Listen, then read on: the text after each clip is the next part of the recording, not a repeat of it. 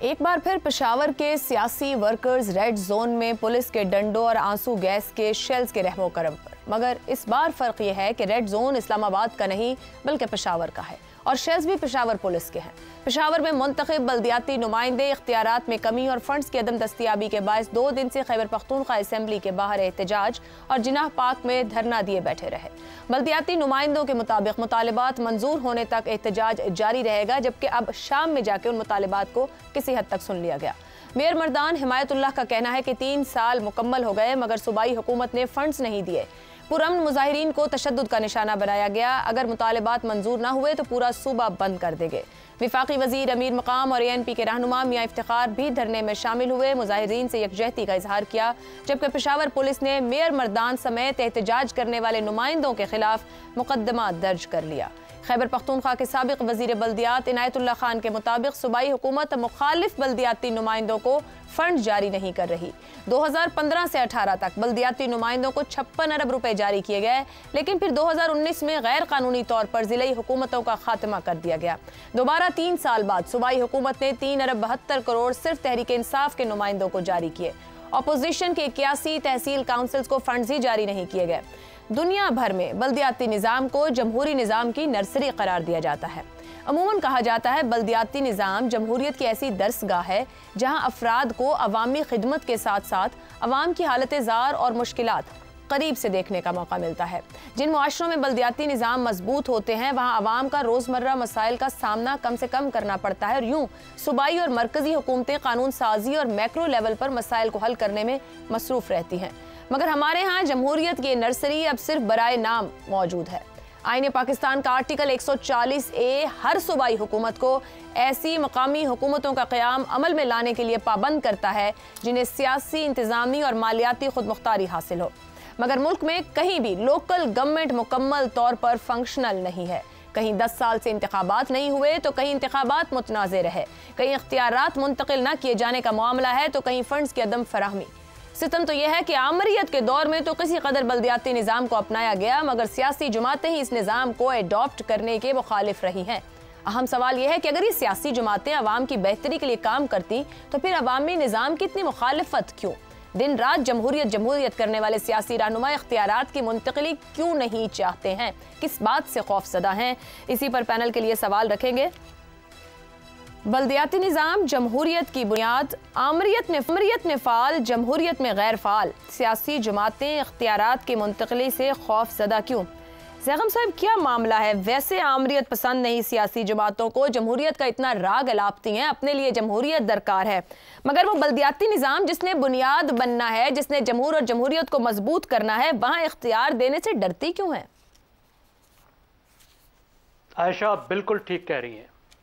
हकीकत यह है कि पाकिस्तान जैसे मुल्क में जहाँ 24 करोड़ की आबादी है और 12 करोड़ की आबादी के सूबे हैं, वहाँ पे एक मौसर और मुक़्तदर लोकल गवर्नमेंट के बग़ैर जमहूरियत जो है वो अशराफिया का जिम खाना है। अवाम की सही नुमाइंदा जमहूरियत नहीं कहला सकती। अब एक तरफ आप सियासी अशराफिया की हमारी लड़ाइयाँ देखें, कैसे ये आपस में लड़ते हैं, उसके लिए कोई मैं मुनासिब तरकीब भी नहीं बयान कर सकता। और दूसरी तरफ उनका इत्तफाक राय देखें, जहां उनके माशी मफादात हैं वहां ज़रा उनकी कंटिन्यूटी देखें। बदलती जाएंगी हुकूमतें, उन सेक्टर्स को कुछ नहीं होगा, उनके मफादात का तहफ़्फ़ुज़ होगा। और लोकल गवर्नमेंट पर देखें, क्या कमाल का इत्तफाक राय है सबका, इन तमाम जमातों का, कि अवाम को ताकत नहीं देनी, अवाम को हकूक नहीं देने और अवाम के नाम पे लड़ना है। अब आपने जिन मुजाहिदीन का नाम लिया जो हकूक के लिए सीना सपर हैं और करबला तक की मिसालें ले आते हैं कि अवाम के हकूक और आइन के लिए इमाम हुसैन बने हुए हैं जी, उनका ज़रा हशर देखें कि वह अवाम के नुमाइंदों के साथ कर क्या रहे हैं।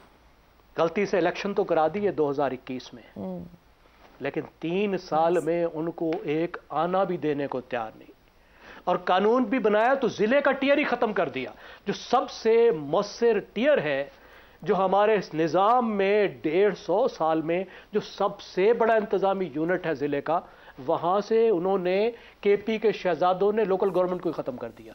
2 टियर रखे तहसील का, उसके बाद विलेज और नेबरहुड काउंसिल का, और उनको टका भी नहीं दे रहे। वो सड़कों पर हैं।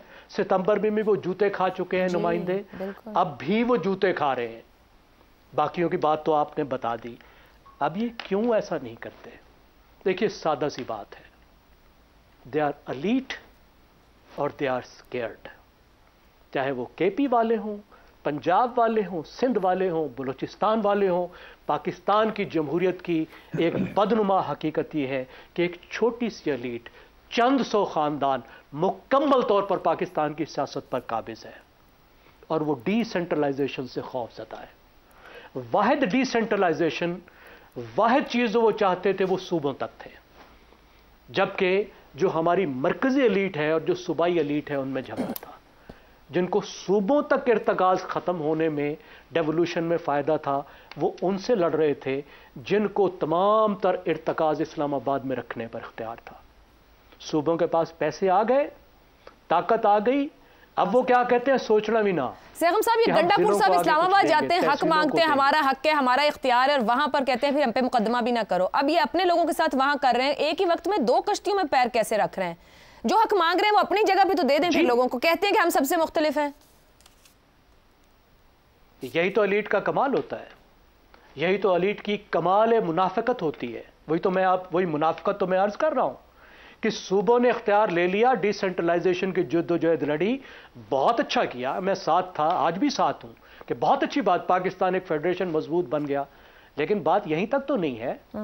गंडापुर के पास माल पहुंच गया तो इसका मतलब ये तो नहीं है कि डिसेंट्रलाइजेशन हो गई, इसका ये मतलब तो नहीं है कि अवाम मुक्तदर हो गए। अब जरा आप नीचे लेकर जाइए ना, आप जरा जिलों को भी दीजिए ना, आप तहसीलों को भी दीजिए ना, लेकिन खौफ ज़दा है डिसेंट्रलाइजेशन से कि अकाउंटेबल भी होना पड़ेगा, मार्जिनलाइज में मुक्तदर होंगे और माशी कंट्रोल हाथ में जाएगा। ठेकेदार को कैसे हाथ से जाने दें?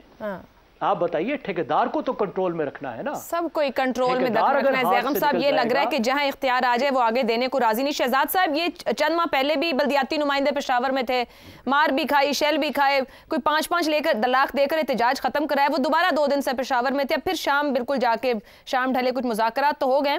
ये क्यों सूबाई हुकूमतें आगे बल्दियात को मजबूत नहीं करती? बल्कि अच्छी बात है कि आपका दर्द सर कम होगा, गली मोहल्ले तक निज़ाम जाएगा और मजबूत होगा। डरना कैसा इसमें? यही शोर सिंध में आपको मिलेगा, बिल्कुल ऐसा। यही चीज MQM शोर मचा के बैठी हुई है। ऐसी ही बात है पंजाब के अंदर, आप इनकी लोकल बॉडीज की बात करते हैं, वहां पर MPs हैं जो कि ये अपना मुकदमा लेके बैठे हैं, पाकिस्तान पीपल्स पार्टी वाले खास तौर पर। तो इसलिए ये वो चीजें हैं जहां पर के पूरे मुल्क का ये हाल है। और बुनियादी जो मैं गलती समझता हूं वो ये है कि जब सूबाई 18वीं तरमीम के नीचे आपने सूबों को ये जिम्मेदारी दे दी कि आप बल्दियाती कवानीन तय करें, तो वो 4 या 5 जहां पे भी ये बल्दियाती गवर्नमेंट का इतलाक होना था, वहां पर अपनी अपनी मर्जी से उन कवानीन के अंदर तब्दीलियां की गई। इस वक्त एक यूनिफॉर्म हमारा निज़ाम या यूनिफॉर्म तरीका मौजूद नहीं है पूरे मुल्क के अंदर। खैबर पख्तूनख्वा की मर्जी है, उसने एक डिस्ट्रिक्ट लेवल के उड़ा दिया। सिंध ने इतना अरसा इंतखाबात ही नहीं किए, ना कराए। अच्छा, पंजाब का अपना अलग मसाइल चल रहे हैं। तो कहने का मतलब ये हुआ कि ये जो चीजें हैं, ये जब तक मेरे ख्याल में सब के सब एक ही रूल्स के तहत नहीं करेंगे, उस वक्त तक बल्दियात की हकीकत को या उसकी इंपॉर्टेंस को, अहमियत को तस्लीम नहीं किया जाएगा। ये जो हमने सूबों को जिम्मेदारी दे दी, तो सूबों को डेलीगेट तो कर दिया, पैसा भी दे दिया, वसाइल भी दे दिया, इख्तियार भी दे दिया, उससे नीचे जाने वाली बात का वहां नजर नहीं आती। 2 बड़ी बातें मैं कहूँगा इसलिए कि जो कि इसके लिए ज़रूरी है कहनी। एक तो ये कि जब भी आप ग्रास रूट्स पे जाएंगे, जो कि यूनियन काउंसिल, तहसील काउंसिल, इन जगहों पे बात होती है, तो वो आम लोगों में से लोग उठ के मेंबरान बनते हैं। ऐसे ही तहसील पे तो फिर कहीं ना कुछ फैमिलीज के लोग आगे आ जाएंगे, लेकिन यूनियन काउंसिल पे, अच्छा, अब तल्लक क्या है ग्रास रूट पे? यूनियन काउंसिल के जो मेंबरान इलेक्ट होते हैं उन्हीं का तल्लक रहता है। तो आप तो अपने दफ्तरों से और अपने इस्लामाबाद के और कराची के घरों से नहीं निकलते, लेकिन ये जो लोग हैं वो उन्हीं में रहते हैं, उन्हीं से उनका ताल्लुक है, और उन्हीं की फिर यहीं से उठ के तो वो at the level of province वो अपनी अपनी अहमियत बढ़ाते हैं, और सुबह के लेवल के ऊपर अपनी जो उनकी सियासत होती है वो उठना शुरू हो जाती है। कोई ये नहीं चाहता कि मुझे हटा के कोई और अहम आदमी बन जाए और वो बन जाए। दूसरा, वसाइल और इख्तियार। वसाइल जब आप किसी को दे रहे हैं तो उसको ये मसला है कि भाई पैसा मेरे हाथ से अगर मैं नीचे दे दूंगा तो फिर मैं किस काम का? आज तो पीपल्स पार्टी वाले पंजाब में इस चीज की लड़ाई कर रहे हैं कि हमें वसाइल नहीं दिए जा रहे। ठीक है। और क्यों दिए जाएं, किस लिए दिए जाएं? होना ये चाहिए कि जब इस लेवल के ऊपर, और इसका वसाइल का कंट्रोल भी मेरे ख्याल में जरा हुकूमती सतह पे बेहतर करने की जरूरत है। ये इनके हाथों में देने की जरूरत नहीं होती, प्रोजेक्ट बेस्ड होने चाहिए और फिर उसके ऊपर एक किसी किस्म का एक ब्यूरोक्रेसी का या कोई ऐसा निजाम क्रिएट किया जाए जो कि उसको मैनेज करे और उसको डिसबर्स करे। जब तक ये नहीं करेंगे और आप पैसा देंगे रिश्वत के तौर पे और उन लोगों को जो कि गालिबन इसको इस्तेमाल कर सकते हैं या अपनी जेबों में डाल सकते हैं, तो जाहिर है फिर ये इसके ऊपर ये रहेंगे, तहफ़्फ़ुज़ात रहेंगे, और बजाय इसके कि कोई और जेब में डाले, लोग सूबे में बैठे अपनी जेबों में डाल लेते हैं। दुरुस्त हो गया। ब्रेक लेते हैं, ब्रेक से वापस आएंगे तो आपके सामने हमाद साहब और रजा साहब की राय रखेंगे। प्रोग्राम के आखिरी हिस्से में एक बार फिर खुशामदीद। रजा रूमी साहब, पंजाब में 10 साल से बल्दियाती इंतखाब नहीं हुए, सिंध में इंतहाई मुतनाज़ इलेक्शन रहे, केपी में फंड्स अपनी जमात के लोगों को दे रहे हैं, जो अपोजिशन या मुखालफिन है वो इतराज़ कर रहे हैं, एहतजाज कर रहे हैं। कोई सूबा भी आर्टिकल 140A पर क्यों अमल नहीं कर रहा है? ये जो सियासी जमातों के लीडर्स हैं उनके लिए इंतहाई गैर ज़रूरी क्यों है ये मामला? जी, जैसे अभी कहा गया कि सबसे बड़ा पैराडॉक्स पाकिस्तान की सियासत का और इसके गवर्नेंस स्ट्रक्चर का ये है कि जब पाकिस्तान में आमरीत होती है तो लोकल गवर्नमेंट के ऊपर जोर दिया जाता है, इलेक्शंस भी हो जाते हैं, मेयर्स नाजिम्स आ जाते हैं, सदर अयूब के ज़माने से ये हो रहा है। और जो ही आमरीत ख़त्म होती है और जैसी तैसी जमहूरियत वापस आती है, लोकल गवर्नमेंट्स का कुल कमा हो जाता है। अब ये इंतहाई अफसोसनाक बात है, क्योंकि देखिए पाकिस्तान दुनिया की में आबादी के लिहाज से 5वें नंबर पर है, यानी कि 5वां बड़ा मुल्क है, और ये वो मुल्क है जहां पे लोकल गवर्नमेंट सिस्टम नहीं है।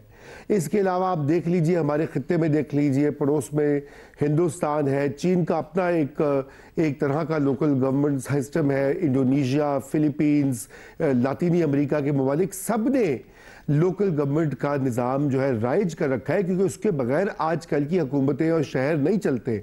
हमारे पड़ोस में हिंदुस्तान में कलकत्ता हो, बॉम्बे हो, उनके अपने अपने बाकायदा सिटी गवर्नमेंट्स हैं। आप कराची का हाल देखिए कि क्या एक जो है वो अजूबा बन चुका है, क्योंकि वहां पे मकामी हुकूमत रही नहीं।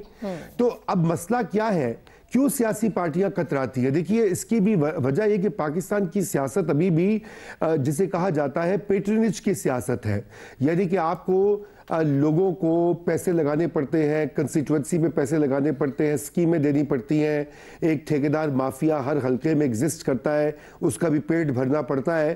तो वो सियासी पार्टियां चाहती हैं कि उनकी वो मुकम्मल जो है कंट्रोल रहे वसाइल के ऊपर।